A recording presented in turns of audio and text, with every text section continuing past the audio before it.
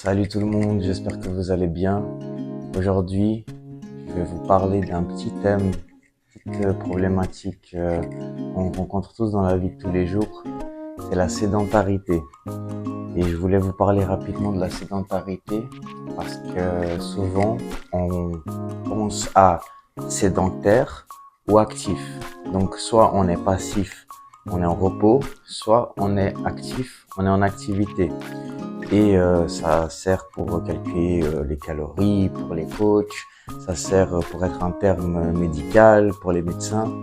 Et moi, je voulais juste inculquer en fait le fait que c'est une mauvaise conception de parler seulement ces termes-là, parce que en ce moment même, je suis assis devant vous au sol et je suis assis comme un sédentaire, on dira.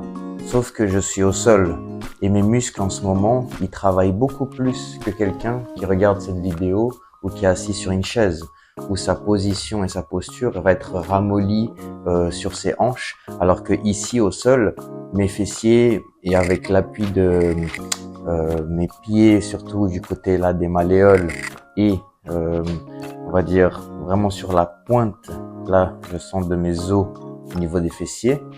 On va pas rentrer sur trop de détails. Eh bien, ça fait que je suis actif, même si là, je suis à l'arrêt.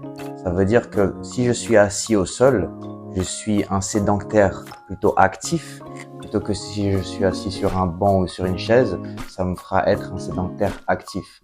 Et c'est une notion que je pense très importante, à laquelle j'avais pensé et que c'était important de vous partager, parce que aujourd'hui, on sait que la majorité de la population peut être susceptible d'avoir des problèmes de dos.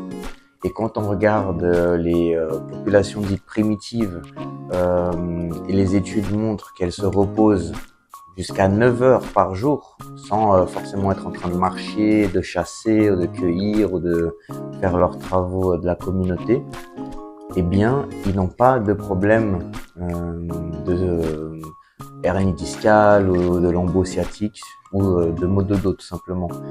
Et pourquoi? Parce que souvent ils sont au sol. Ça veut dire qu'ils sont en repos, mais ils sont actifs parce que la position au sol elle est beaucoup plus difficile à tenir. Ce qui fait que là, naturellement, bon, je le fais en ce moment, mais restez un petit moment assis au sol, vous verrez que vous aurez envie de bouger et de changer de position. Et après, vous allez sentir, peut-être ça va vous gêner là, sur le coin de la malléole et vous allez aller de l'autre côté, comme ceci. Et ensuite, après, vous allez revenir comme ça, ou vous allez mettre vos mains derrière. Et ce que je veux dire par là, c'est que, pardon, remonter, c'est que vous serez beaucoup plus actif dans votre repos. Et c'est pour ça que la notion de sédentaire actif, et je pense qu'elle permettrait à tout le monde de retrouver beaucoup plus la nature du corps, c'est-à-dire le mouvement.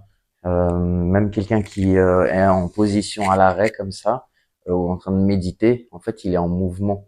Parce que même si visuellement, là, je suis à l'arrêt, ce qui se passe en moi, c'est comme quand je suis dans une position de gainage. Ici, par exemple, je suis en position de gainage. Je suis à l'arrêt ou est-ce que je suis en mouvement? Eh bien, extérieurement, on me voit, je suis à l'arrêt, mais pourtant, je suis en train de faire un effort. Et c'est exactement ça, en fait, qu'il faut comprendre. C'est que être assis et revenir au sol, c'est vous mettre à l'effort. C'est vous sortir de votre zone de confort en vous reposant. Et je pense qu'en retrouvant plus ça chaque jour, eh bien, c'est comme ça qu'on va devenir des sédentaires actifs. Et donc, on aura moins de problèmes. Et ça commence par s'asseoir plus par terre, voire même faire une sieste par terre avec des petits tapis pour retrouver un peu plus la dureté du sol comme on avait l'habitude quand on était dans la nature. C'est être sur un bureau assis debout et se lever, c'est être assis et même ou aussi vous êtes assis sur une chaise, c'est placer une autre chaise devant pour mettre les pieds à la même hauteur et donc un peu mimer le fait d'être au sol avec le même angle de la hanche. Et donc je pense que tout ça petit à petit va faire que vous allez avoir moins de douleur, être plus débloqué, être plus naturellement au mouvement, être plus au ressenti et au contact donc de votre corps. Et ça vous donnera une meilleure lecture de votre corps, une meilleure compréhension de vous-même, une meilleure capacité à savoir à quel niveau d'énergie vous êtes et ce que vous pouvez faire et jusqu'où vous pouvez pousser votre corps dans quel sport que ce soit, parce que vous savez que tel endroit, dans telle articulation, telle chose se présente. Et donc, merci. J'espère que ça vous a plu de parler un petit peu de ces notions. Faites-moi vos retours dans les commentaires. Je serais ravi d'en discuter. Et pour ma part, pour avoir expérimenté ce dont je vous parle et être beaucoup plus sédentaire actif dans ma vie de tous les jours, eh bien, vraiment, j'incite les gens à faire ça parce que c'est vraiment game changer. Encore merci d'avoir écouté. N'hésitez pas à partager, à mettre un petit j'aime, ça m'aidera beaucoup. Et à bientôt. Merci.